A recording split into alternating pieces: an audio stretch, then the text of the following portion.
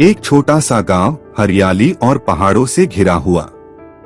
गांव में सुबह की हवा ताजगी से भरपूर और पक्षियों का चहकना वातावरण को जीवन से भर देता है। इस गांव में हरि नाम का एक किसान रहता था जो अपनी मेहनत और लगन के लिए जाना जाता था। हरि का खेत गांव के छोर पर था।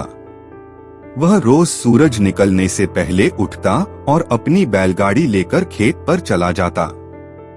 हरि साधारण धोती और हल्के नीले कुर्ते में होता। उसके कंधे पर एक लाल गमछा रखा रहता। लेकिन उसकी एक आदत थी, हरि को हर बात में शिकायत करनी होती। कभी वह कहता, यह बारिश तो बर्बाद कर देगी, तो कभी यह सूरज तो फसल जला देगा।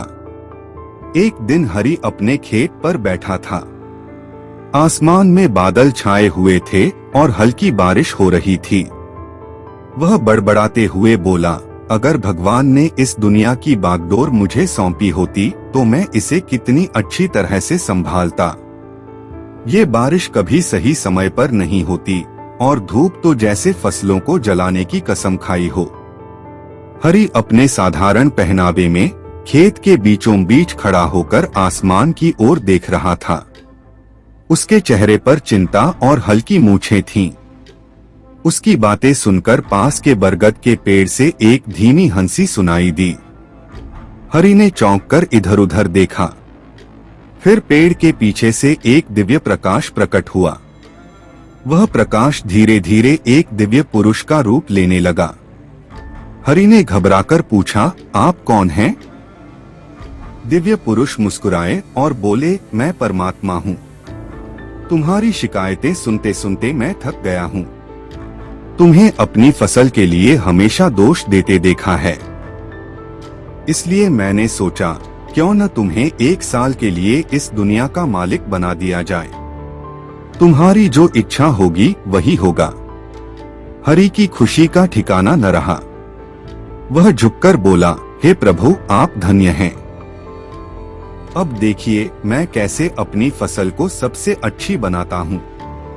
अब हरि के पास सब कुछ नियंत्रित करने की शक्ति थी। उसने अपने खेतों को रोज धूप दी। जब उसे लगा कि मिट्टी सूख रही है तो उसने बारिश करवाई। उसने हर चीज अपने हिसाब से सही मात्रा में दी। उसके खेत में फसल इतनी तेजी से बढ़ रही थी कि गांव के लोग उसकी तारीफ करने लगे। हरि गर्व से कहता, देखा, मेरे हिसाब से सब कुछ सही हो रहा है। अब यह फसल पूरे गांव की सबसे अच्छी होगी। हरि अपने कंधे पर लाल गमछा रखते हुए गर्व से अपने खेत को निहारता था। उसकी चाल में आत्मविश्वास झलक रहा था। कुछ महीनों बाद फसल कटाई का समय आ गया। हरि बड़े जोश में अपनी फसल काटने पहुंचा। लेकिन जैसे ही उसने पहली बालियां तोड़ी, उसका चेहरा फीका पड़ गया। बालियां अंदर से खाली थीं। वह घबराया और तुरंत परमात्मा को पुकारा, हे प्रभु, यह क्या हो गया? मैंने तो सब कुछ सही किया था।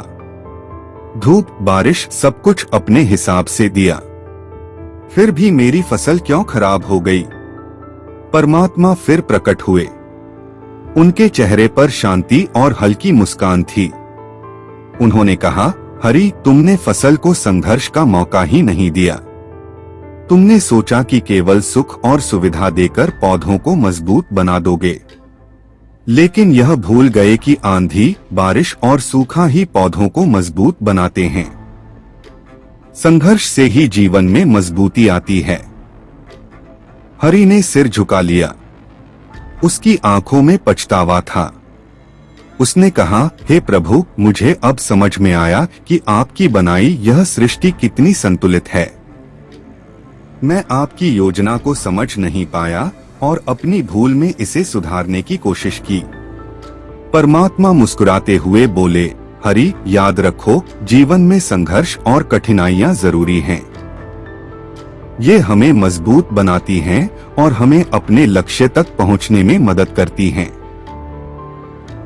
उस दिन से हरि ने कभी शिकायत नहीं की। वह मेहनत करता और परमात्मा पर भरोसा रखता। गांव के लोग अब उसे केवल एक मेहनती किसान के रूप में नहीं, बल्कि एक समझदार और संतुलित व्यक्ति के रूप में जानते थे।